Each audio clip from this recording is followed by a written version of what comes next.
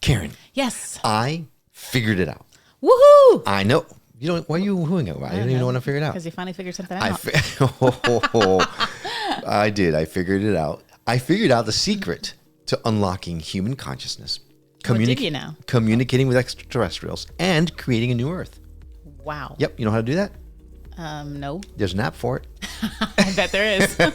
No, actually, it's an actual app, and it was built by a woman who went from biochemist to spiritual badass, trained like a ninja, survived a near-death experience, and now basically reverse engineers enlightenment. Oh.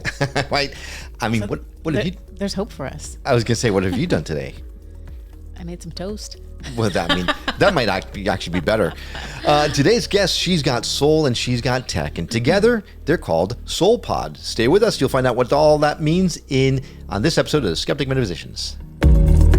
My name is Will. And I'm Karen. And unlike Mulder and Scully, We both want to believe. so we've embarked on a journey of discovery. We've talked to people deeply entrenched in the spiritual and metaphysical world. We've thrown ourselves into weird and wonderful experiences. I even joined a coven of witches. And wait, you joined a coven? Yep, all in the interest of finding something Anything. that will prove that there's something beyond this physical, three-dimensional world we all live in. This is the Skeptic Metaphysicians. Hey there, I'm Will. And I'm Karen. And today we're excited because our guest happens to be what happens when you mix a science lab with a meditation retreat and throw in a cosmic awakening for good measure. That sounds wonderful and exhausting. She's probably very tired. Yeah, because see, she's a Reiki master. She's a martial artist and the founder of a soulfulness app that's got more spiritual downloads than the Akashic records during Mercury retrograde. Please welcome to the show the woman who's bringing biotech and higher tech together, Crystal Cassidy. Thanks so much for coming on the show. Thank you so much for having me. That's one of my favorite intros of all time. So thank you. That's fantastic. Well, you know what? It's a small fee if you want us to record that, and so you can carry it around with you wherever you go. But 100%. It can be your I need ringtone. that every morning. we'll just call you every day, and then we'll just record it. We'll just play it back for you. It'll be Deal. perfect. Oh. All right. I think we need to start at the core. All right. We're talking big concepts like spiritual awakenings and things like that. And you said that awakening requires courage. So how do you define awakenings? Ooh, good question. Awakening is this process of turning the light on in your awareness. And the more that you turn that on, the more that you become aware of. And as you become aware of more, both the light and the dark within you and the world that you inhabit, the ask is to see how much of that you can hold in your human. So I think of awakening as how much of your soul can you bring into this dimension of space and time. And that's really my mission, is how much of my soul can I bring into this space and time.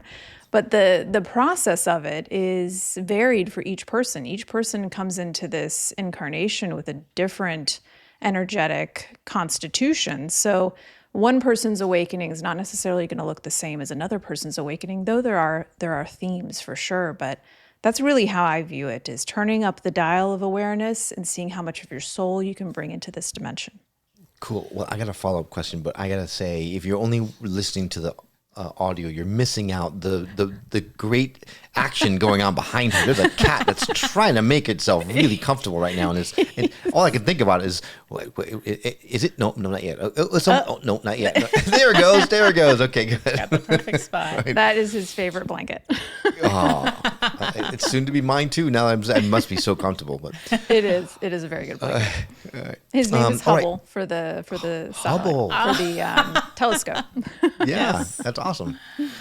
That cat must be out of this world. So, okay. So, I love your definition of spiritual awakenings, but then why do you say it takes courage? Yeah, such a good question and conversation, because as you dial up that light of your awareness, it asks a lot of you. And it takes courage at each step, and there's infinite steps of awakening in my view. And this journey into wholeness. And it can be daunting, especially at the beginning. You know, you're sitting in meditation, or you're trying to sit in meditation, and you're coming up against yourself. And that's why meditation, especially at the beginning, can be so challenging, because it really asks, how much of yourself can you sit with? And that takes courage to become more aware of your thoughts. A lot of times, especially at the beginning, the thoughts that you're having aren't exactly what you would want to be having, and shame and guilt and all these other elements can come into the experience. And it takes courage to sit with discomfort. And a lot of the awakening process is uncomfortable, because you're moving more and more into the unknown. And the ego, the personality, the self, it really likes the known. It likes to predict. It likes to think that it's in control. And the nature of the mystical, the nature of the soul, is very fluid. It is merging with the void, the unknown. And so all kinds of different elements of courage are required in the process. So you said something earlier that kind of, I guess, triggered a question for me, that you're bringing in your soul, or you're dialing it in to bring it into this world. And I always thought we had to get out there, like project ourselves out. Is there a difference, or have I just been doing it wrong the whole time? Such a good question. And no, you haven't been doing it wrong. Yeah, it's actually both and. So there is this, what a lot of people are thinking of, and I think you're thinking of, is you're moving outside of the self. So part of the journey is to leave your ego behind a little bit. So I like to think of, at the beginning of the awakening experience, the ego or the self is in the driver's seat. And as you awaken, the ego takes the back seat and the soul takes the driver's seat. So there is this dance that you're talking about, which is, yes, you're expanding into the field of awareness, this wholeness, this oneness, this experience of connectivity that challenges beliefs and converts it to knowing. And then you're coming back, right? You're coming back into the human experience. You're having conversations like we're having today. You're doing your work in the world.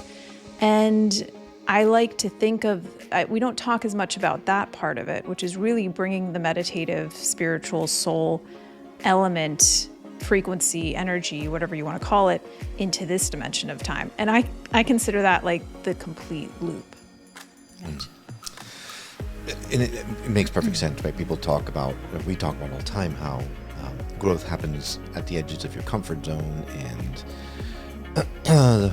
it explains a lot why people aren't as spiritual awake as everyone would hope, because it's a lot easier to just go, I'm just going to let things go the way they are. Doing research on you, I noticed something that made me sit up and go, Was it gas? Yes, it was. After I had the Gas X tablets, and suddenly I realized that you talk about the importance of meditating longer than 10 minutes. Ooh, yes. That can be something that causes some crunchiness in some people. Do you understand my need for Gas X? I do. And really, this is again, any practice that helps connect you to your highest self, in my view, is a valid practice. So a 5-minute meditation to call your energy back, to get some grounding, that has a place, and it's important. And if you're looking to really accelerate your spiritual development, the 5 minutes of time typically doesn't give you enough time to expand into those brainwave states that allow for the transcendent experience. We're in our human, right? So we're working with time, especially at the beginning of your experience. And so in my experience, after meditating for over a decade every day now, the 15 to 20 minute mark tends to be where I find there's a gear shift. And the more familiar you get with that gear shift in your meditative experience, the more control you can start to get over it. So, I mean, at this point for me, I can find that gear shift earlier. And some days it's still a struggle, and I'm finding that gear shift after 30, 40 minutes. So the longer you go, and if you start to go to like an hour or 2 hours, 3 hours, you start to realize there's these waves of experience that come through, and you can learn how to ride those waves that you're just not going to catch in a 5-minute, even 10-minute meditation. Yeah, once I get to 2 and 3 hours of meditating a day is when I realize that I need a new job. I think my boss would be pretty cranky. Yeah. You got to get up real early. And it kind of makes sense because when I meditate, it's like the quick ones. So we've done different programs, and we're like, okay, I'm going to do this every day. And it almost feels like, okay, I have to do this and get this done. It's just 10 minutes. But when we've just kind of had our own meditations where you sit and you meditate and then you feel that gear shift or whatever, you get into the zone, then you just don't want to get out, and you can stay there, and it's a longer time. But I think for me, I mean, I'm nowhere near your expertise or experience in meditating.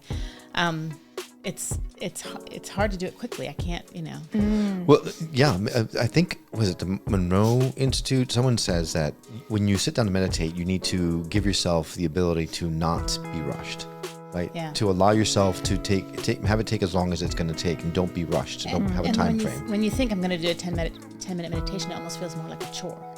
Like I've got to get this done and cross it off my list. So I think you don't really allow yourself to fully experience it. That's a good point. Yeah. Totally. Yeah, that check mark thing that us humans love to do is just check it off our list. And I think for me, that transition from it being like a biohack, like yes, meditation helps with sleep. It helps with all kinds of amazing things to optimize our lives. But once you, I think, shift into the reason that you're meditating is not just to sleep better and have a calmer mind. It is to transform your life and your consciousness and to awaken and self-realize in this lifetime.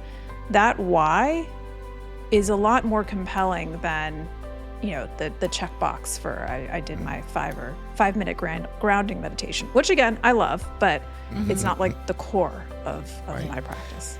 And that's why I brought the conversation to meditation, because the biggest question mark is always, we open the show with, what is a spiritual awakening and why does it take courage? Then went to meditation because I was going to ask, well, how does someone awaken spiritually? And most of the times the answer is meditation. That's why I asked that question. But in your estimation, long time meditation, that's the way to awaken? Yeah, I think, again, awakening can come to you in any form. I think that there's all kinds of ways the universe can work with you to help you awaken. If you're meditating, though, this is, you're setting that intention that this is something that you're interested in. And so the universe will meet you more than halfway. So in my opinion, meditation is one of the most efficient methods of awakening. And it's something that, yes, we have SoulPod and we have guidance, but ultimately, once you know the mechanics of this practice, then you can bring that with you anywhere. It's always accessible, and it starts to bleed into your life in amazing ways. So I do think it's one of the core practices for a reason. And other elements like psychedelics and breath work and yoga can be these portals into higher states of consciousness. And it shows you what is possible, which is very exciting. But meditation helps you sustain that and embody it and integrate it. If you're doing it every day, you can reach those psychedelic states just through meditation. But it's really the foundation, I think, of a consciously awakening person. Well, there's so many other things, other topics I want to talk to you about, like Kundalini and extraterrestrials and all kinds of stuff. But since you mentioned SoulPod, let's dive into that a little bit, because that's an important conversation to have. Can you explain to us what SoulPod is actually? Yeah, SoulPod at its core is a platform for awakening. So it's designed to step you day by day into a personalized journey. So I love understanding where somebody's at in their spiritual development. What's your relationship to things like ambition and expression and intuition? Not just if you're having a hard time sleeping and you're stressed out, because we all are. And through that understanding, we help to pair you with practices that are probably going to be the most potent for where you're at right now. And the other thing about SoulPod that I love is the community aspect, which we're working on a lot this year too. Really exciting things coming. But when I was awakening, I didn't have very many spaces to go to. I wasn't religious. I was literally calling up ashrams and asking to speak to nuns and monks on the phone because I had questions about what. And they say, sorry, but they're going, this is a silent ashram. Sorry, can't come to the phone. Yeah, but they were amazing, and they really did help me understand things because I didn't have anywhere else to talk about these experiences, the weird, the mystical, the difficult. And so that's really important in SoulPod as well. So it's an app, right? It is on iOS. Download. Yeah, we're working on Android. We're working on it. Okay, so it's an app. It's exciting, but then you say it's a personalized experience. So do you ask questions of the person when they download the app that gets the parameters set for them? And then it crafts an individual journey for each person? Yeah, we ask a series of questions. We call it astral intelligence. And we have a series of journeys, and through those series of journeys, we pair people onto a path. And so you'll have a path to go through, and each journey is 21 rituals over 30 days. So it's really an immersive experience, and each day is going to build on the one before it. So you really learn how to stretch your relationship with breath work. And I'm talking about like yogic breath work, which helps to introduce you to the contemplative state and then the unfocused expansion. And I find that process is really powerful for many people. That sounds amazing. But it really does. So is this something that you need to devote 2 to 3 hours a day to? Not quite that much time, but you totally could. But each practice is at least 15 minutes long, some of them closer to 30. And then we have a few we just released a feature called Portals, which is a little bit more bespoke. They're like niche deep dives into some of these spiritual concepts. And we have walking portals coming next, which I'm really personally excited about. Walking meditation has been a big transformer for me. That sounds so flipping cool. It really does. So with walking meditation, I mean, it sounds like you're walking while you're meditating. Do you have to be like outside in the woods, or can you do it in the middle of the city? Or pacing in the house? It's a really interesting experience. My personal practice, I live in San Francisco and up in the hills a little bit, and I make this my practice to walk around the city. So walking meditations are definitely challenging your comfort zone because you're walking in this kind of trance-like state. So you're trying to maintain that meditative mind as you walk. And we walk you into that. No pun intended. Sorry. I need to record a cymbal crash on this thing next time. Right. But we walk you into the meditative state, and then you start moving in that trance state, and then you'll stop, go back into the meditative state, and see if you can go even deeper. And so, of course, this requires you, if you're in a public space, I mean, beaches are great, the park is great, but I find it really interesting to walk around the city, and I've had people stop me.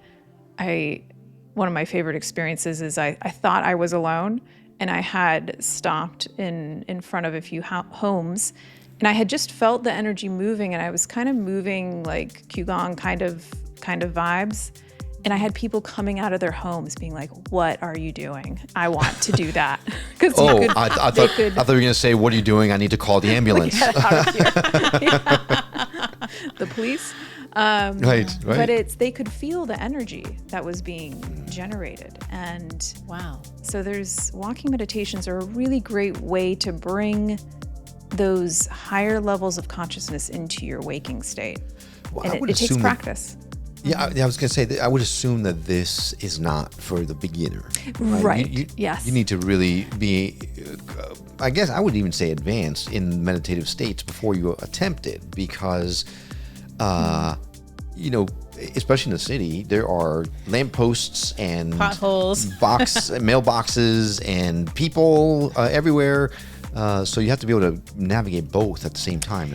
I don't know. So you're it takes some practice. And I always tell people, you want to feel safe. So you don't want to feel unsafe on a walking meditation, but you're not necessarily going to feel comfortable, because it is a different practice, and people are going to be walking by you. You can wear sunglasses, you can wear a hat that's like walking meditation. I think they have those online. And but Really? They must. I've seen. Somebody's got to have one. If not, hello, opportunity. Walking meditation in progress. But I have seen beginners really take to the practice once they understand some of the mechanics. But to your point, it can be very helpful to establish at least the understanding of the meditative state on the cushion.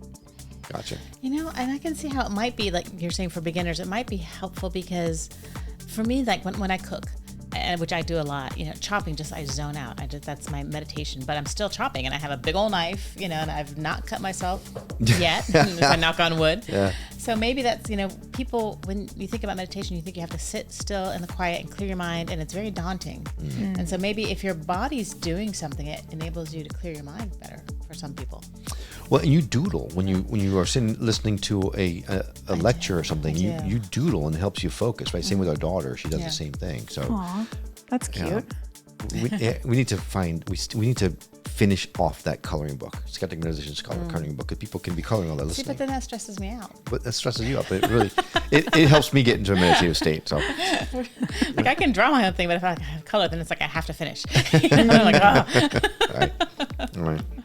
Well, SoulPod sounds amazing, it really does. And we're gonna talk about how to access that here in a few minutes. But I know that you have gotten at least 2 new members.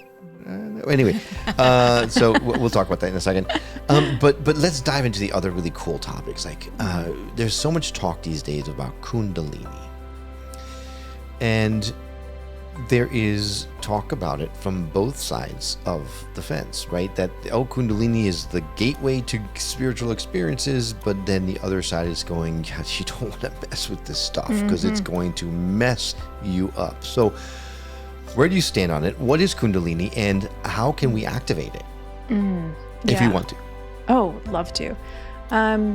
So the first kind of thing I think about when it comes to Kundalini is that it's inherent in all of us, so it exists, right? It is a stored energy at the very base of our energetic system.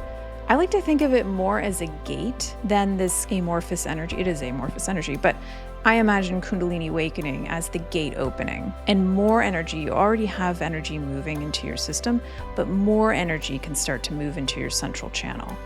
And so you can imagine more energy moving, just like in a light bulb, you're turning that light up, and you don't want to blow the fuse. Right. Especially something like this. So for most of the people who are listening, understand what the channel is. But for those that may not be, basically you're talking about that channel inside of us that goes through the chakras. And so this energy, it's almost seen like a serpent, right? It just coils around that channel and goes up. Yeah. And makes you do all kinds of wonky things.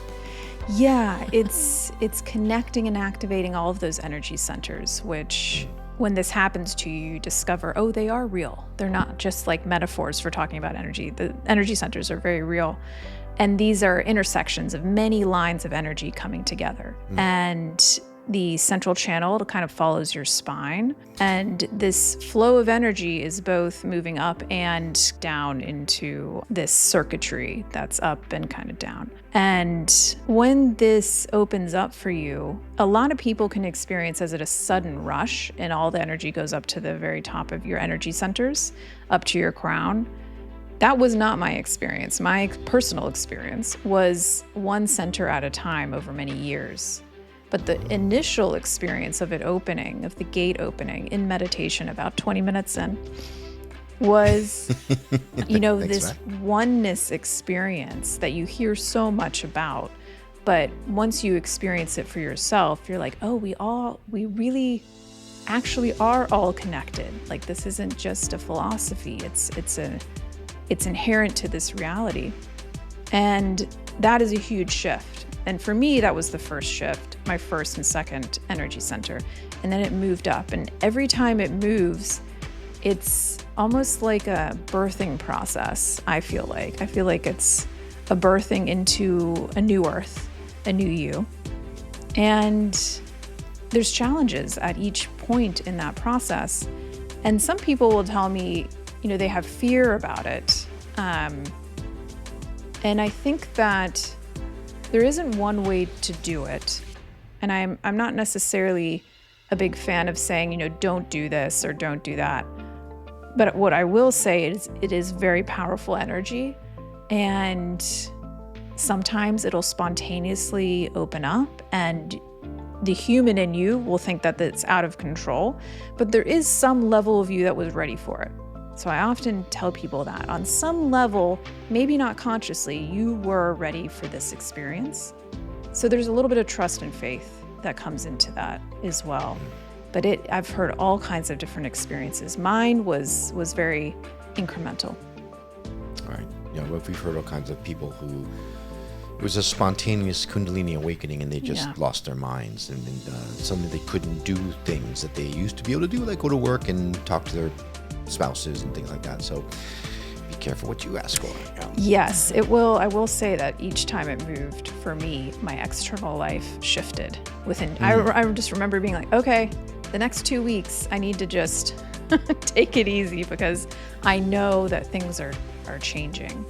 And the rate of change, because if you think about it, if you're moving into different frequencies of being, the external world has to adjust to your consciousness. It's a law of attraction. And so the discombobulation that can come with that can be very intense. So very much exercise with caution. Discombobulation the head, right? There's another hat, right? Well, that's the t-shirt that you wear with the hat. Exactly, yes. All right, so how can someone, I guess you mentioned meditation after about 20 minutes, but if someone wants to actively make that come alive, are there any exercises or things that people can do to activate it? Or is it just a spontaneous thing? It's either you got it or you don't, baby. Everyone has it, so it's just a matter of time. But I think the most, in whether it's this lifetime or the next one, but I think the most powerful thing to do is, if you're interested in this energy opening, is setting that intention. If you simply set that intention, then you're like, I think I'm ready for this. I think I'm ready to discover what this central channel can really do.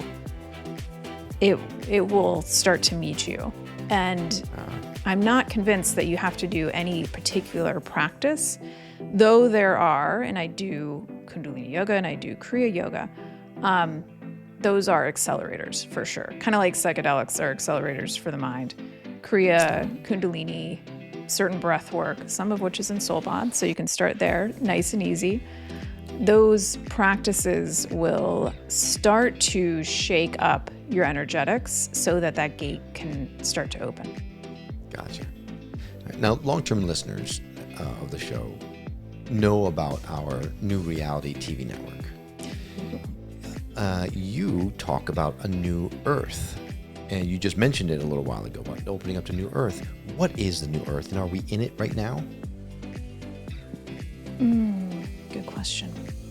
I think we are entering it. I think we're in a very interesting point in space and time where there is, even though things seem very crazy out there, I do think there's a lot of people awakening. And I do think that there's not a coincidence that we're having this acceleration of technology and all kinds of things coalescing at the same time. And I do think that a lot of that is serving humanity's next evolution. And just like with the awakening process, which is really a birth canal, and especially during some of the challenging parts of that birth, it's very dark and it's very constricted, and you can't really see very far in front of you. And so there is that element of birthing, I think, into the new earth, and I think that is where we're at. And there's certain people, I think, that maybe have already stepped into it. But as far as what it is, I think it's a graduation as a species into a Gary Zuvkov calls it a multi-sensory experience. So this is a graduation into us using our energetics solely in this dimension of space and time and starting to move into the field experience as humans, realizing that this central channel that we're talking about is technology to be awakened, and that is going to serve humanity in absolutely amazing ways that I'm personally so excited about, and that's why I do what I do. But a new earth is quite literally a new way of humanity growing and connecting and evolving. And I love that you're talking about the technology and that you're working with the technology, because I think, at least in this country, I think people are so into the newest, the latest, the high tech, and they're kind of fixated with that. So you look at the spirituality and the people that are doing meditation and yoga, and that seems so kind of old school. So maybe it's the universe telling us, hey, if this is what people need, we're going to give you this technology, and that will be something that they can accept readily to help propel you into this new earth. Yeah, while still giving you an oasis of personal human touch. Exactly. I love that. Yeah, the technology part is very interesting, and just like with any tool, the intention behind it's very important. Oh yeah. And I do think with the intention of the heart space, rather than such a hyper focus on the intellectual analytical mind, which I have a very strong one. I come from the sciences. I love it. But we do need to move into the feeling, the heart experience, the connective experience more. And so I think technology is almost kind of paradoxical, but I think that it can help us illuminate elements of ourselves that we might not yet be aware of, kind of like our higher minds. I don't know if we're quite there yet, but at the same time, it's important to not forget your power and to give your power away to technology. Then that is not a upliftment of humanity. So empowering us through technology in a way that helps us awaken, I think is really exciting. And I think it also brings it to the mainstream a little bit more, because people can understand that, and then maybe if they can use it as a tool to use the technology to not have to rely on the technology. And to not have to call up ashrams. Right, or become those people in Wall-E. So I have to say, well, I'm very proud of you. Oh. You have not jumped on the aliens thing. I was next. I was waiting. I thought that would have been the first thing. He is that was next. all about that. I'm like, wow, when's it going to happen? That was next. I was trying to find the right segue in, and we just got it right. We're talking about Earth, planet Earth, but there are other planets out there, and apparently there's all kinds of disclosure events you've been hearing about all the time, and you say that meditation might be a great conduit for us to communicate with extraterrestrials. Is that right? Yes. Ooh, sometimes I feel them, so I just felt a little surge of energy. Ooh. Yeah, they are very, very present in this evolution into a new Earth, because, like, I think what you're kind of leading towards is that a new Earth also includes humanity taking their space in a galactic relationship. Yes. And we've forgotten that, and we tend to think that we're just kind of off on our own, but we're so not. And so I think that's going to propel our understanding of ourselves as a species. And meditation, I think, is absolutely pivotal to this transition, because they communicate through consciousness. That is their mode of technology, that is their mode of transport, that is their mode of communication. And so they're very respectful of free will. They don't want to scare anybody. Mm-hmm. And so if you have an intention of connection, that's the biggest element of it. But if you've worked with your ability to enter these nonlinear states of consciousness, that's where they hang out, and that's where they can connect. And they're much more interested in that relationship than they are in like showing up in their ships, even though I've experienced that as well. But the energetic relationship is just, I mean, I'm fascinated by it. And it's what I'm very deep into right now because there's picking up speed as far as contact.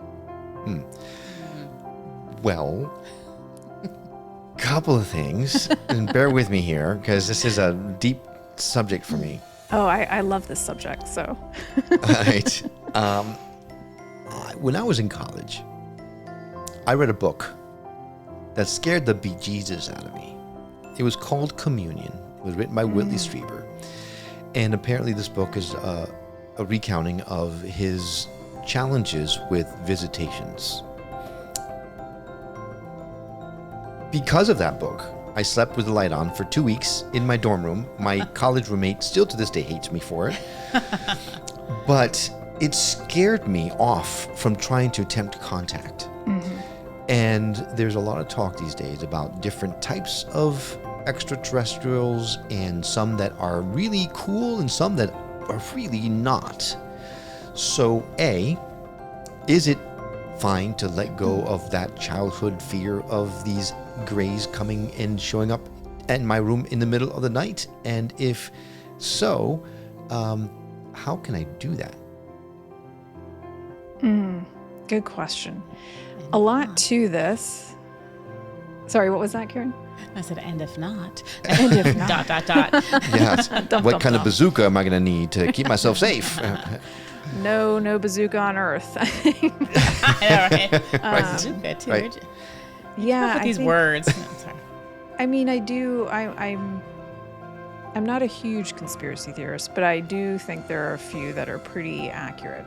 And I think one of them is the kind of disinformation campaign over the last 100 years around extraterrestrials. And that goes from media, how the government's spoken about them. You'll notice it's always spoken about in a national security threat context.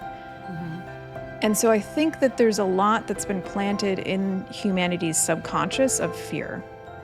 And you're totally right to ask this question early on, because this is the first practice that when I'm walking people through contact, we have to talk about this. We have to talk about the fear.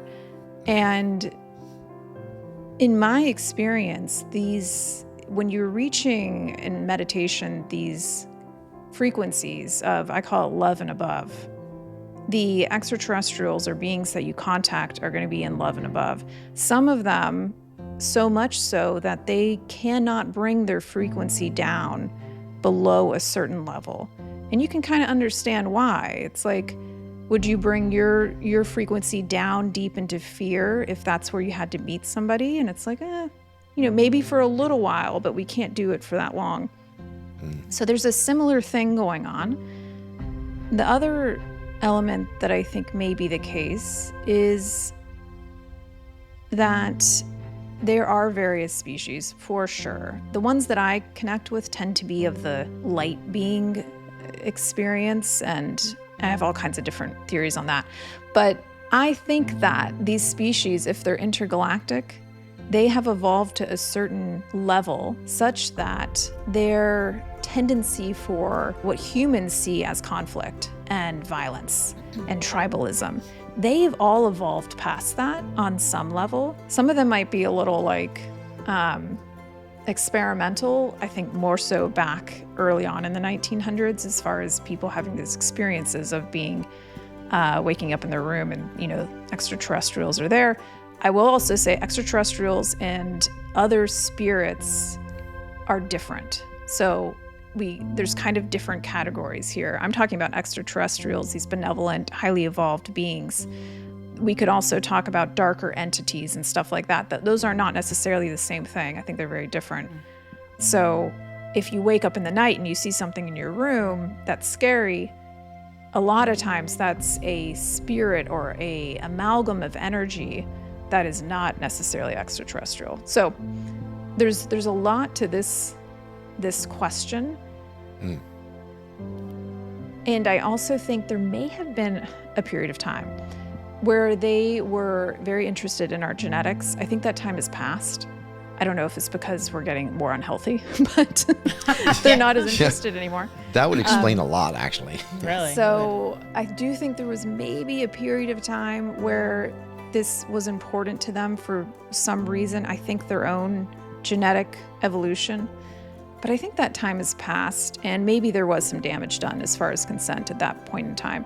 But for me, I've only ever had benevolent, very interesting, sometimes very intense experiences. And one of the ways you can work with this, if you do attempt contact through meditation, is to ask them to help you with your fear.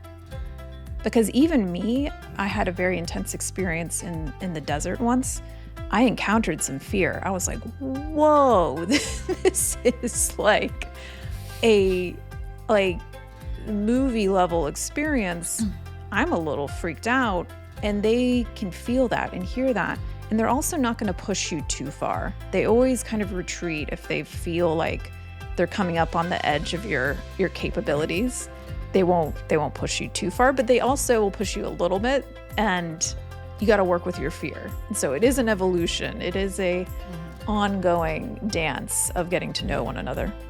My fear must be ginormous because I've never seen anything or experienced anything, even though I want to. Like my father, when I was growing up, he grew up in Cuba, and he said he and a bunch of different people actually saw a craft. And to that day, he was always watching all the ancient aliens and all the UFO shows on what used to, I guess, back then was like In Search Of with, Leonard Nimoy and things like that. Yeah. And so he instilled this interest in me that has never gone away, which is why I read the damn book, which I wish I hadn't read. But but I've never seen anything. I've never heard anything or been contacted by anything, and I really want to, but I'm really afraid of it. So. In like SoulPod, do you have a track that gets you in contact with these people? It's so funny you ask, because I'm literally working on that this weekend. Yay! All right. I'm writing it, and yeah, we've been doing groups together in real life, but we're gonna create a portal for this experience because I do think it's really entangled with and important to humanity's awakening experience. I think the two really are intertwined as far as how we understand and bring more light to our awareness. They're very excited. They're like, now is the time. I've gotten that message in the last few weeks even. They're very present. And so your willingness, you mentioned that you're excited to have contact. In my experience, that's the most important ingredient, is willingness, and then just starting to sit with the idea that they are out there. So that's like the first step. And sometimes I have people just go outside, meditate with that intention of like, I'm not alone, I'm reaching out. And that's gonna help you start to navigate your fear and kind of understand, okay, wait, why am I afraid? What is the worst case scenario here? What is... Probes. My husband says, I'm just being honest here, right? He's like, don't leave and not take me. So there's these beings are very advanced and very, very powerful and incredibly loving. Like the amount of love they have for us it's very intense. And I'm grateful that you've had that wonderful experience, but is there validity to the fact that there are other races out there that may not have our best interest in mind? And if so, how do you, when you meditate and ask for contact, say, but not you, I just want them? Just the nice ones. Right. So I think of it in two ways. The first is, and I asked one of the gurus that I studied with, I asked him this question, and he told me, he was like, well, do you think that everybody in New York does only good things? Or in any city, in anywhere on earth? And I was like, no. And he's like, so there's variation in what we would consider good and bad. And I pair this with kind of what I was speaking to before, which is that these beings, even the grays, they are highly evolved, and there are some rules of engagement when it comes to interacting with species like us that are not yet part of the galactic family. So I do think there is some expectations around these interactions, and there may be some rogue ones, that might have scared a few people. But as you can imagine, it's almost like it's mostly because we don't understand it that we're scared. And so from their perspective, that was not necessarily their intention. And they're trying to figure it out too. They're trying to figure out how to engage with these populations. And I think the conclusion that they've come to, my own personal opinion, is that it's not so much with governments, it's through each individual to some sort of threshold. It's like a grassroots approach to contact. And I think that's why more and more people are having their own personal experience, so that when more global contact happens, you're like, oh yeah, I've got this, I've met them. That comes to mind is like the ripping of a Band-Aid, right? Why don't they just show up on their ships and go, we're here, right? They just, rather than just like... Because we would panic. Well, everybody would freak out because they've seen the movies. The disinformation campaign that they've been playing. Or they wouldn't, 4th of July stuff. They wouldn't believe it. And they wouldn't understand what these beings are actually like. And I think it's important to them that we don't see them as a threat in the context of like national security. Like, first of all, their technology is so far advanced. I actually talked to a guy that was involved with one of the congressional hearings, and I asked him, I was like, after he'd had some wine, I was like, here's another glass of wine. And I said, I'm just curious what you're hearing in DC as far as this conversation that is kind of surprising. And he's like, well, one, we know that it's not China or Russia. It's not us as far as what they're seeing and experiencing. And then the other part was interdimensionality. And I was like, yes, like that is the direction to go in, is this conversation around interdimensionality. And so I think there's just so much that we're going to learn over the next few decades as far as our relationship to these beings. And I do think to your point, different species have different approaches of contact, and some may have scared us in the past. But the way I approach it is I go into these experiences with an expectation that whoever I'm connecting with is benevolent and is love and above. That's part of the meditative process as well, is getting you into that space so that your calling card is one of the higher dimensions. Right. So I have a question that I'm not even sure exactly how to ask it or if you could answer it, but depending on what you believe, when you're here, you die, and then you become part of this collective consciousness. Are they already part of that collective consciousness, or do they have the same thing where once they die, they become part of that? Well, they're a different party altogether. It's a good question. And I don't know if I can completely answer it. Oh, come on, Crystal. But I can tell you what my hypothesis is. I think that certain beings live in certain dimensions, and they have developed a collective consciousness. So many of them that I connect with come from a collective consciousness. And they have a different relationship to the body. Some of them still have bodies, so there's a huge variation here, right? Some of them can materialize in a full biological form from a non-biological form, from a light being form. Some can partially materialize, and I'm sure there's some that have not yet developed a light body as like a mode of transportation. And so I think that's the dimensional part of it, the bending of space and time as well. But I think what you're pointing to is the soul. So the soul, from my experience, is almost like this sphere of energy, of this just like coalesced, powerful energy. And when we incarnate the soul as a sphere, three-dimensional sphere, it crystallizes into a focus point within itself, like a diamond. And that's the incarnation, that's the spirit, that's the personality that the soul is wanting to understand more of this perspective. And so you have all these kind of focus points, and those are the experiences we have as humans, and probably starseeds, other experiences on other planets. And so I think my hypothesis is that they also have this soul. I think maybe the difference is that their focus point is broader. It's not quite coming down as specifically. And so it's encompassing more and more, almost potentially totally, to a soul, pure consciousness, pure awareness state. I think that that's what my hypothesis is, that that's the difference. But I would think they still have a soul component, and that in some field, in some experience, we are all the same in that soul component. Right, and there's even a theory that it might be us evolved in the future coming back in time, right? So Yeah. That would be a yes, I would say, to answer that. Right. Yeah.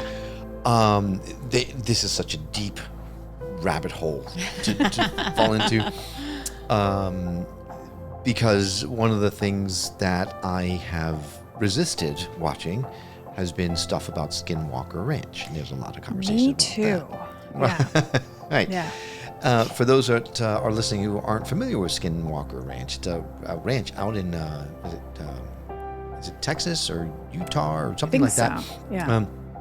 That strange things are happening. They've recorded different things, and apparently things attach to you when you visit there and come with you at home, and all kinds of really freaky stuff. And they're all talking about this being extraterrestrial related, which is really scary stuff, which adds to... It's all dark. It's pretty dark, yeah. I don't think I remember anything coming out of Skinwalker Ranch that wasn't dark. I could be completely mistaken. Like I said, I haven't really followed up on it too much because I don't want to follow down that fear rabbit hole.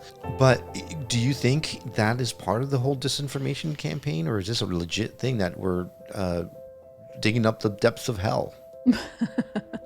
I don't pay too much attention to those stories.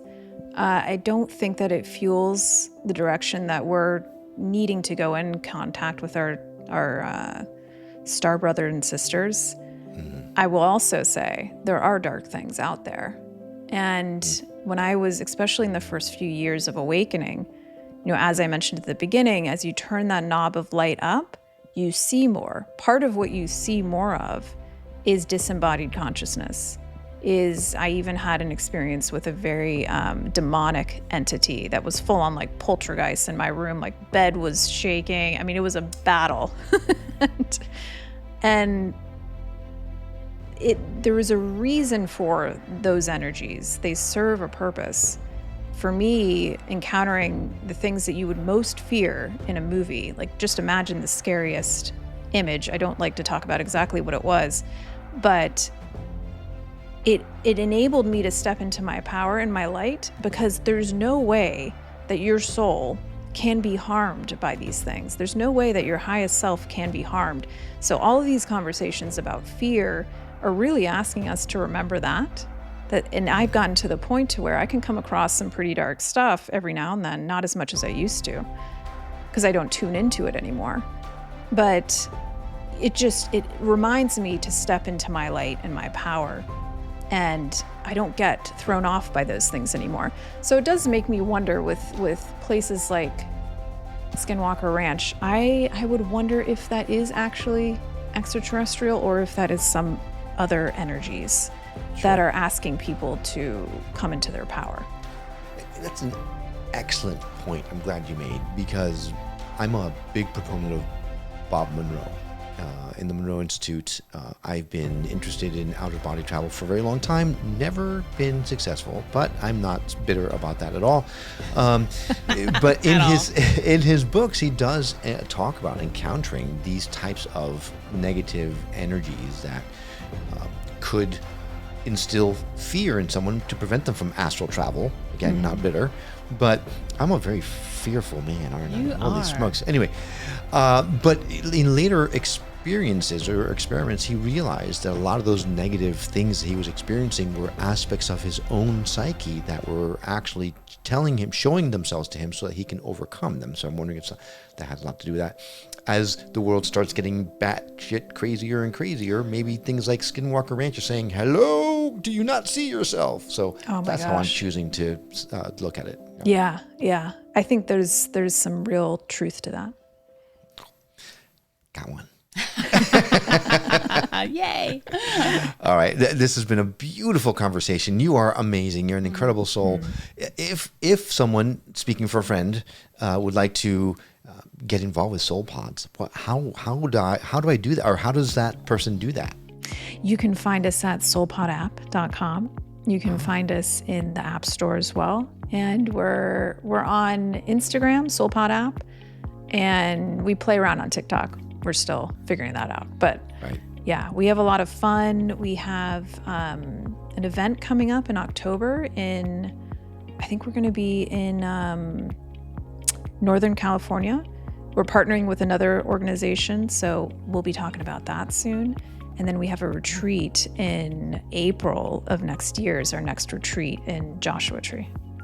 Oh, wow. All kinds of cool stuff. And can people find out about that information at SoulPod app? Yeah. I wouldn't think so. Oh, they can? You can find it at, if you join SoulPod app, you'll get all that information. You can also join our newsletter and stay in tune that way. Okay, excellent. We're going to add a direct link in our show notes. So if you want to download the app or connect with Crystal anyway, all you need to do is go to skepticmetaphysician.com, go to her episode page. You'll see the show notes. You'll see the link listed in the show notes, so it's easy for you to do so. I can't thank you enough for coming and expanding our consciousness. Thank you for being on the show. Thank you so much for having me. This has been so fun.